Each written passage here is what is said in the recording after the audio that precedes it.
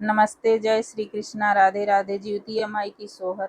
मचिया ही बैठली सासु त बहुअर आरज करे, बहुअर या रज करे हो। सासु दुआरे पे पोखरा खान ववतु त कुसगढ़, ववतु जीवतिया माई के भूखित जीवतिया माई के भूखित हो। बोलै के रहली सासुइया नदिया उठ के, बोलै नदिया उठ के बोलाई हो। भाभी जन्म के हाउ तू बझनिया, जीवतिया कैसे भूखबू, जीवतिया कैसे भूखबू हो। इतनी बचन सुनी भाभी त सुनी के दुखित भाई, बहुत दुखित भाई हो। जीवतिया माई बतिया के ख्याल करू, नदिया ताना माराई, नदिया ताना माराई हो।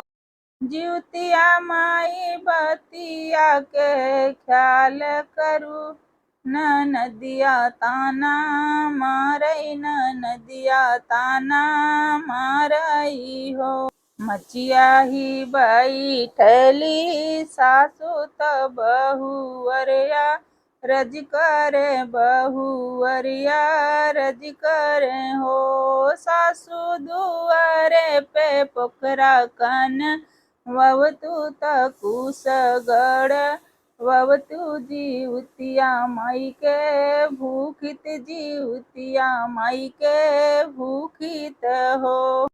8वां महीना दिन बीत गए, नावा लागत हो। बहिनी बाजे लागे अगना बधैया, महलिया उठ सोहर, महलिया में सोहर हो। दुअरे से सासू जी आमत ललना के लावाई हो। बहुअर आवत बाटे जीवतिया के परबवा, उपास रही जाऊ, उपास रही जाऊ हो। उपास रही जाऊ, जीवतिया माई के पूजू, जीवतिया माई के पूजू हो। मचिया ही बैठली सासु त बहू से बहुअरिया रज करे, बहुअरिया रज करे हो। सासु दुआरे पे पोखरा खनवतु त कुसगढ़, ववतु जीवतिया माई के भूखित, जीवतिया माई के भूखित हो। ससुरे से आवेली नदिया त दुअरे पे नाचली, दुअरे पे नाचली ललना खेलावनी हो। भाभी हम ले सोने के गनवा भतीजवाने व छावरी, भतीजवाने व छावर हो।